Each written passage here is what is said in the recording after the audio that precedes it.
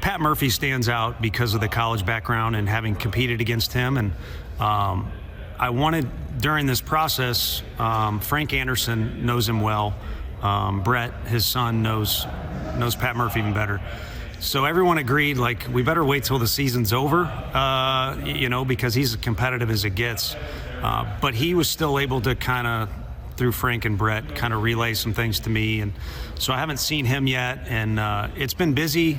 I don't know what I'm doing at this thing, to be honest with you. And then I had a very minor surgery earlier this week, so kind of battling through that a little bit. I crashed pretty hard last night, and I was pointing to my water because the cotton mouth is real, so probably need that a little bit.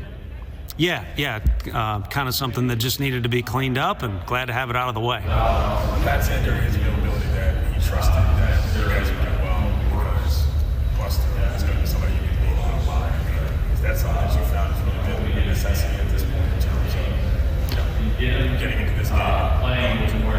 Yeah, I think in talking with other people about pro sports in general, just because I've always been a fan, it's been hard ever since becoming a recruiting coordinator. You're paid and you're better off knowing who the 7th best left fielder is in the country than you are knowing all the managers and everything else. But alignment in pro sports is very difficult. So I think getting along with Buster or kind of seeing things in a similar fashion is more important than anything.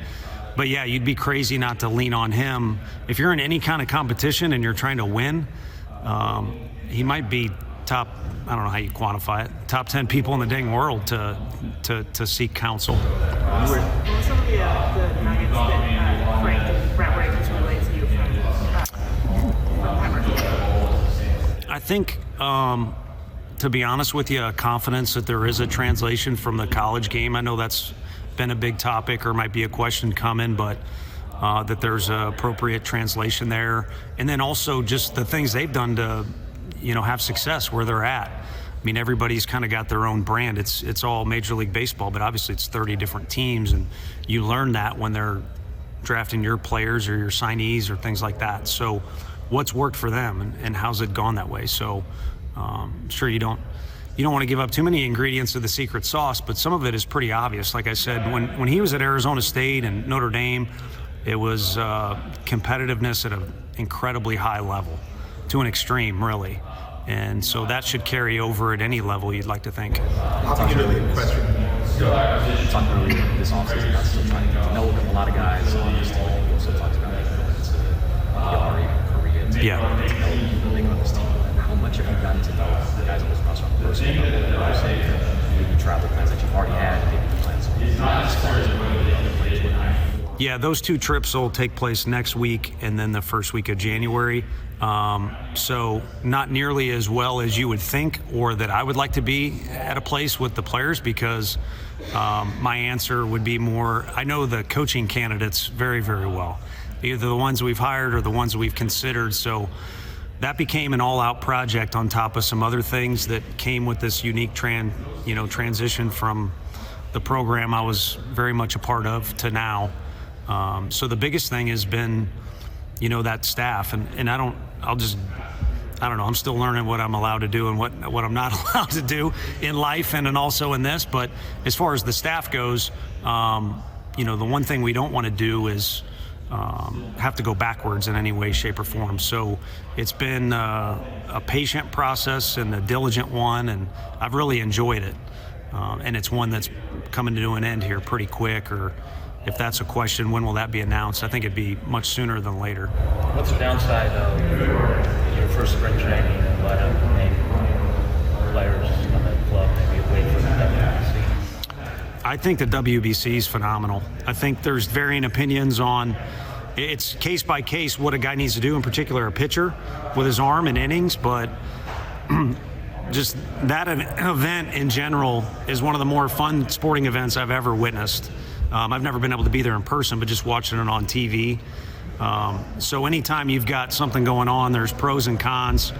I think there's certainly cons to it, but I just think the event is phenomenal. So the guys that choose to, or the guys that are in a quality enough position with their body or arm to compete at that, I'm all for it. And I think the fallout is is kind of worth the squeeze. I mean, the Tennessee guys you brought with you, can you speak to what stood out about them and how you intend to transition? Yeah, I think the whole group stood out. I mean, it would have been, cool to just pick everything up and leave, but I don't know if there would have been any players left at Tennessee. There's a group effort that went on there to get the program to where it's competitive in a ultra competitive conference. But I think there's some guys there with big league experience one way or another. I mean, I think Cat's probably out of the bag on Frank. He's never been in a big league dugout, but he's been in a big league household with Brett. Those two are close. They've got a fun and a funny relationship, and I know, his involvement in Brett's career, I think not just coaching him, but just through the life experience, kind of provides him with some background that'll be beneficial for him. And then, Quentin Eberhardt too. Again, I don't know if I'm supposed to name names or not, but he's been at the big league level. He's been at the minor league level. He's now been at development at the college level, and also just has a personality that makes you want to be around him. And so with all that staff, I just finished with a Zoom upstairs. One comment I made with staff is, you look externally to I don't know, what would fire up the fans or what'll win you games or what'll make the players happy. But selfishly, I was looking at too, where's or who are the guys that I want to work with or get out of the vehicle every day and walk into the park and be excited about just hanging out with. In baseball, there's a lot of work, but there's a lot of hangout time too. So certainly a group of guys I'm excited to do that with.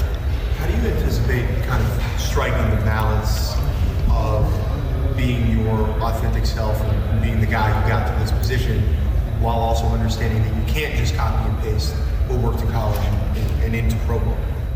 Yeah, I think, first off, speaking to managers or walking in the halls, I don't know if this is smart to admit, but I still kind of see myself as the kid that grew up, going to Whitey Herzog's coach teams games, and I'd go to Wrigley with my dad. He's from Chicago, cheering him on. And then even when Bill Miller was playing with the Giants, the only reason I was going to those games is because the tickets were free. And then also I was a fan. I mean, so for a while there, the Giants became my favorite team because of him. And there's still a little bit of that in me walking around. I almost kind of caught myself with my head down, there's a high level of respect for these people that are in the game. But for me, maybe because I was around my dad and all these athletic teams, I think it changes when you're in a building together as a group. We're a part of a team. And in order to be a good teammate, I don't think you can see yourself as above somebody.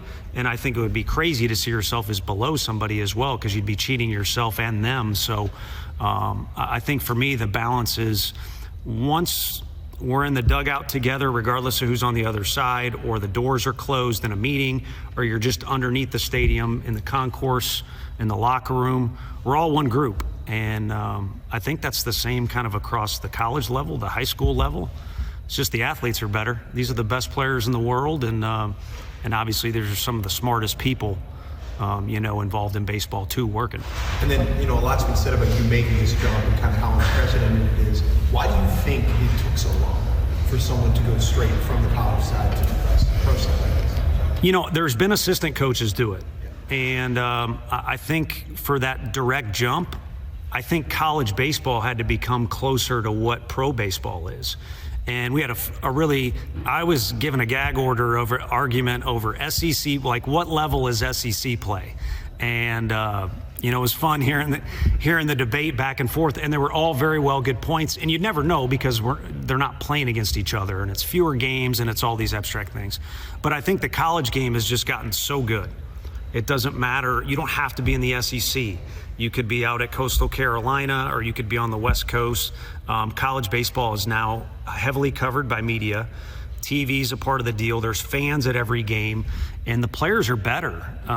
You name it. These indoor facilities that are in Wisconsin are producing guys like Gavin. So I think it's pretty great. And sorry to go on an even further tangent, but maybe this thing, and who knows if you want to call it guinea pig or sacrificial lamb, or this goes well or doesn't go well, who cares? I guess I should. But I again, I wish there was somebody with a shorter haircut and more reputable up here to say, like, it's time for college baseball and Major League Baseball to be married a little closer for a lot of different reasons. And I think working together ultimately makes Major League Baseball a better product, which is great for the fans. And then, money is a big factor in the world, whether we like it or not.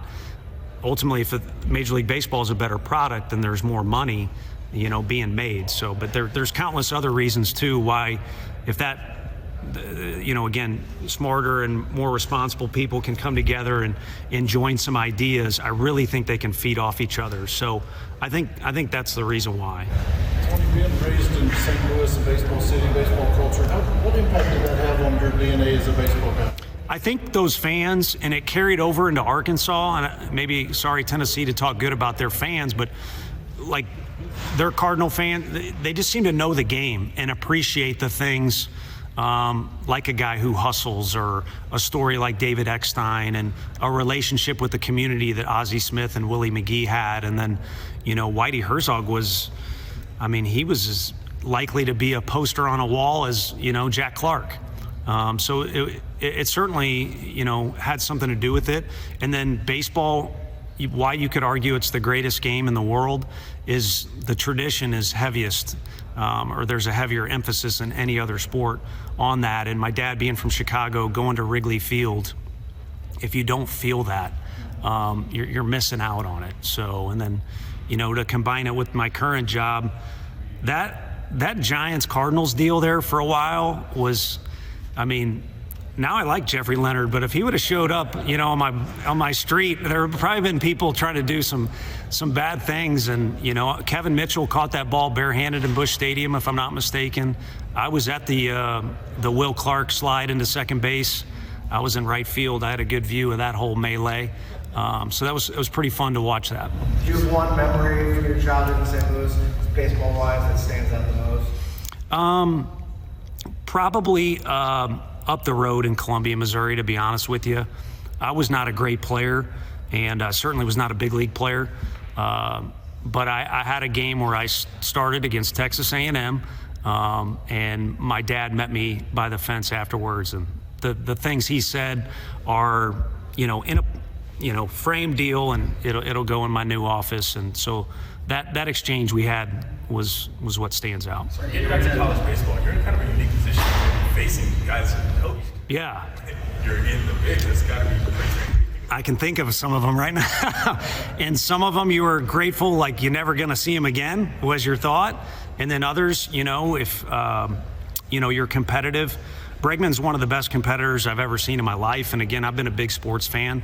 In the moment, there might be, things you say or feelings you have, but when the moment is over, it's kind of like UFC fighters or boxers. They were an NFL game. These guys were just trying to kill each other, but then afterwards you have an appreciation because those are the people that push you the most or bring out the most intense feelings and emotions. So yeah, it'll be unique and it'll be interesting, but the one thing about all the reps in pro baseball is they change who you are as a person and who you are as a player. And that could mean for the worse, actually, at certain times, and a lot of times it means for the better. But overall, I think each of those guys will have a different look the next time I see them. That'll be tough. That'll be tough. I know one in particular I could see where we won't be friends during the game, but afterwards we'll embrace. But that'll be interesting, because those are guys that I really feel because I wasn't a good player, and I don't consider myself anybody that's gonna, the Giants are gonna be successful because I'm a great coach. That's just not gonna happen. Players are what got me to where I was able to keep moving down the line in college coaching, and I owe those guys a lot.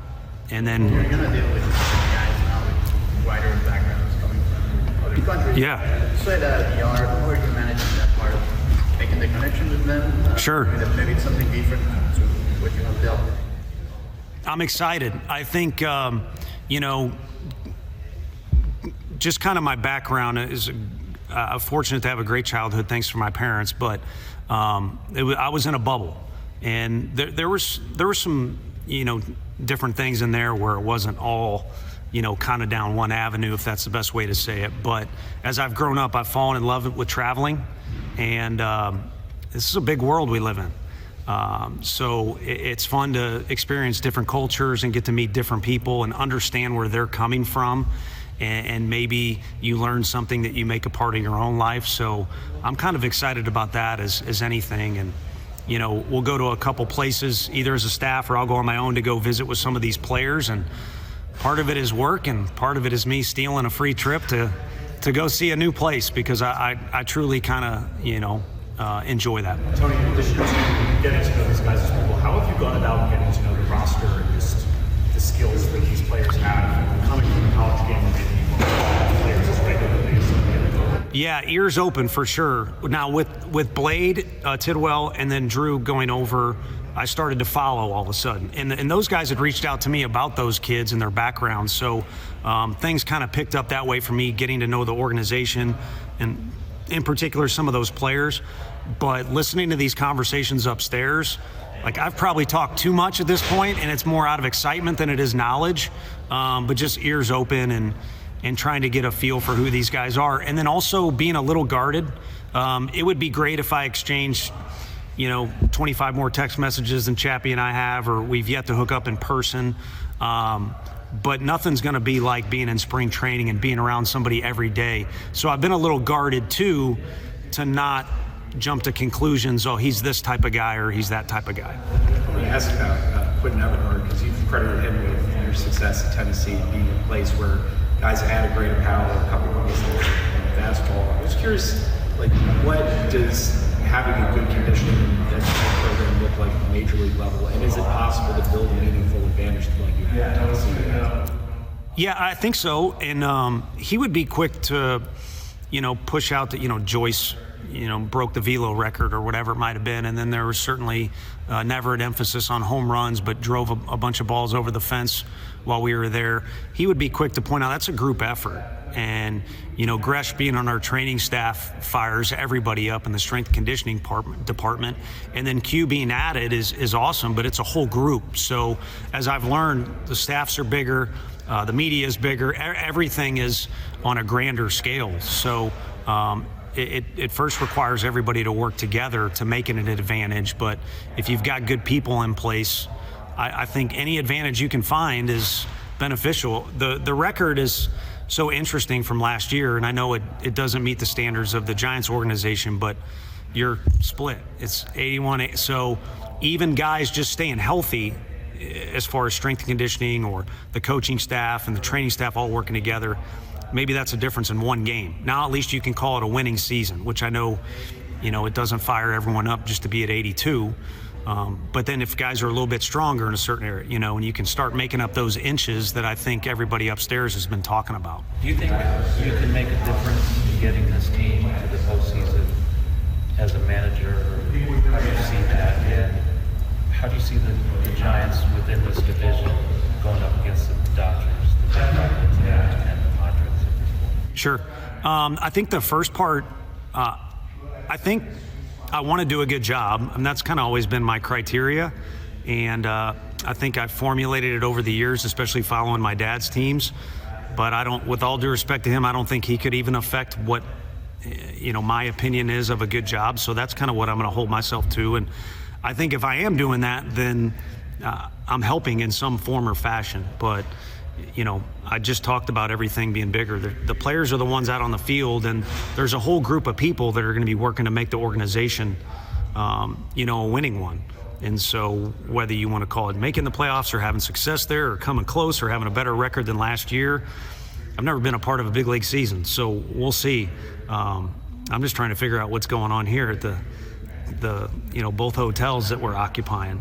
So, but with the teams in our division or that are out there in general, I think, again, I don't know what you're supposed to say or not. Sounds like the Phillies got better today. There's the best players in the world, and with some of these big market teams or teams that are spending a lot of money, a lot of them are lumped together on one roster. So day in and day out, you have to compete against, and if you want to have success, beat the best players in the world. And then, like I said, the trend in all pro sports is a lot of them are now lumped together.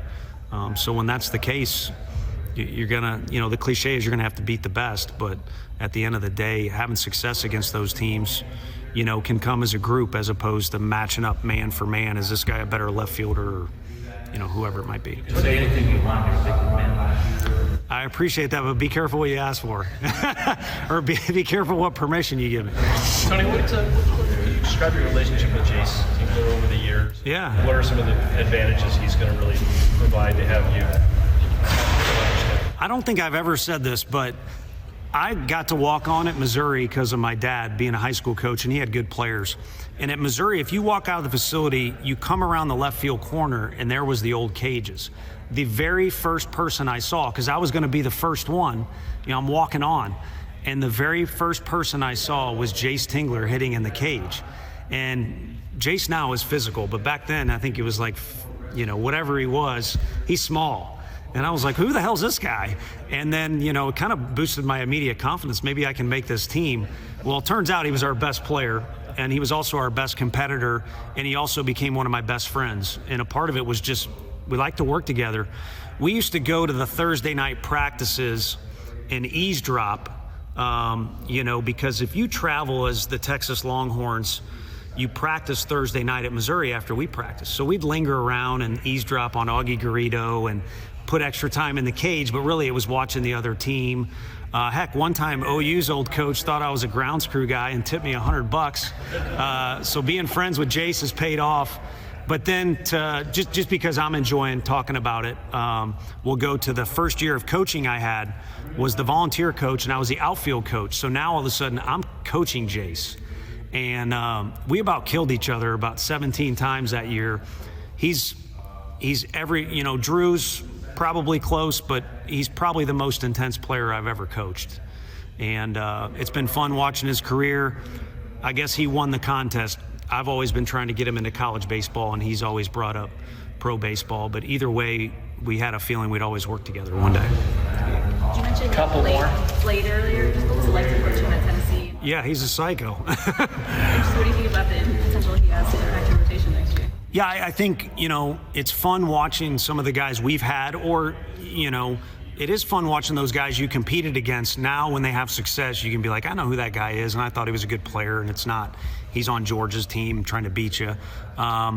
Blade's every bit as good or was better than some of the guys that are having real success in the big leagues right now. So I have high hopes for him. And I joke that he's psycho, and that's because he's so intense about getting better, and he really likes to compete. I think that's when a whole different personality comes out, is when he is between the lines. And I think, that combination is one that, the coaches have to be excited about working with, in particular ones that are familiar with him already. So I've always been a fan of Blade, and he's one of those guys that was first to say no to pro ball and come to college. And, in college to have success, you got to have a certain amount of those guys. And he and Drew were kind of the first two to do that, along with Jordan Beck. You mentioned this is a period of transition for you, but a couple months in, how would you assess the needs on the roster?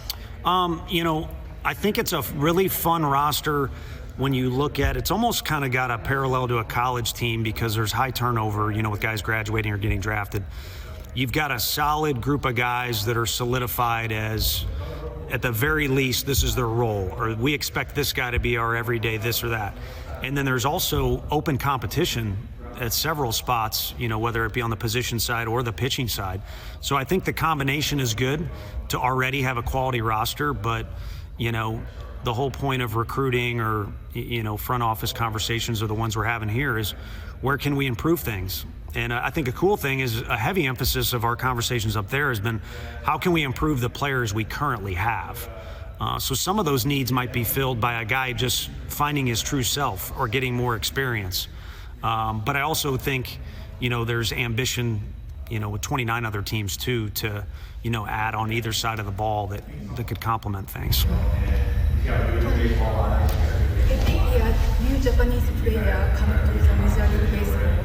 If you know any new player this off-season, please let me know your impression of them. I don't have any particular experience with new player, but I think the one thing that's interesting to see is, the crossover of There's a different style that I think comes from each culture that's represented in playing baseball, but at the same time, they're all battling the same thing. It's a long-term success that everybody's shooting for, and managing those, a lot of your background can play into that. And how can you handle it? Are you disciplined enough? Are you tough enough? And other attributes to it. So it's something that's been fun for me to see, whether it's watching Team USA or seeing guys from different countries coming into college. That's one area I think college can improve. Is I don't see why there can't be more diversity in the college game, especially with online classes and Zoom and things like that now. And then of course watching pro baseball too, seeing how some of those different cultures play into a guy's career.